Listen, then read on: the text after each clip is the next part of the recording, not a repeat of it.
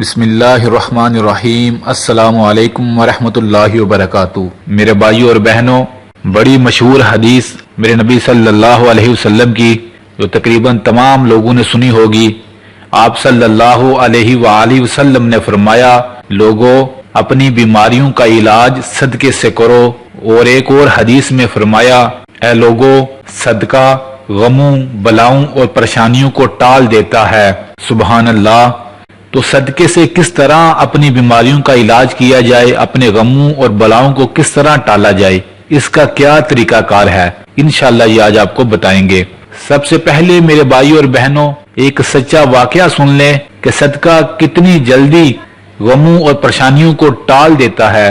میرے استاد محترم یہ واقعہ سنایا کرتے ہیں کہ عرب کنٹری میں ایک شخص آفس میں کام کر رہا تھا۔ اس کو فون آیا کہ تمہاری والدہ بڑی سخت بیمار ہو چکی ہیں، ہسپتال میں داخل ہیں، جلدی سے پہنچو۔ وہ جلدی سے ہسپتال جانے کے لیے نکلا تو آگے کیا دیکھتا ہے کہ راستے میں ایک بلی کا بچہ جس کی ٹانگ خراب ہے اور وہ بول رہا تھا۔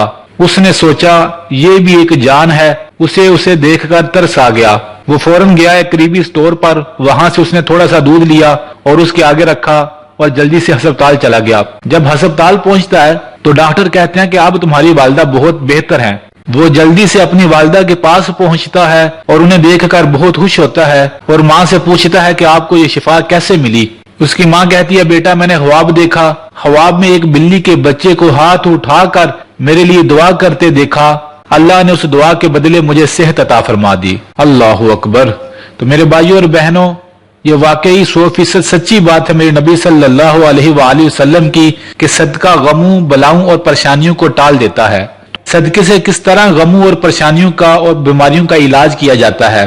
میرے بھائیوں اور بہنوں، آپ روزانہ کی بنیادوں پر اپنی حیثیت کے مطابق جتنے بھی پیسے ہو سکیں وہ پیسے لے کر کسی غریب کو دے دیں۔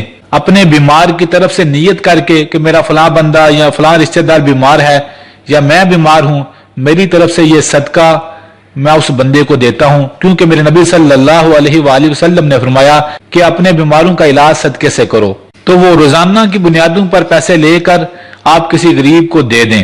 اگر آپ سمجھتے ہیں کہ یہ پیسے تھوڑے ہیں، کہ مثال کے طور پر 5 روپے 10 روپے ہیں، آپ سوچتے ہیں روزانہ میں کیسے 5-10 روپے دوں، تو آپ وہ پیسے کسی غلے میں کسی باکس میں جمع کریں۔ روزانہ اپنی بیماری کی طرف سے صدقے کی نیت کر کے اس باکس میں ڈالتے رہیں۔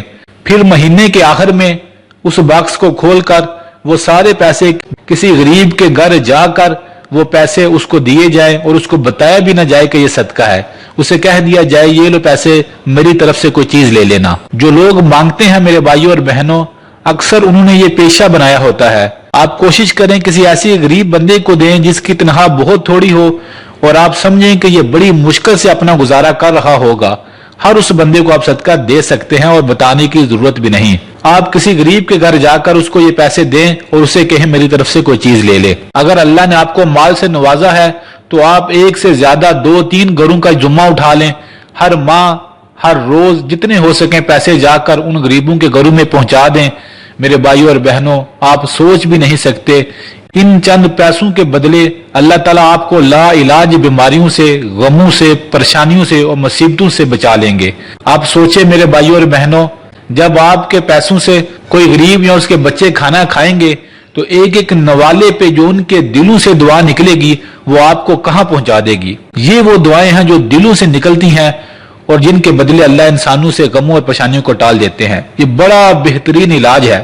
کوئی غم، کوئی پریشانی، کوئی بیماری ہو، آپ اپنی زندگی کا معمول بنا لیں، ہر روز ہر ماہ کچھ نہ کچھ پیسے نکال کر کسی نہ کسی غریب کے گھر میں جا کر ضرور دے کر آئیں۔ خود بھی یہ عمل کریں، اپنے بچوں کو بھی یہ عمل سکھا دیں، انہیں کہیں اپنی زندگی کا یہ حصہ بنا لو۔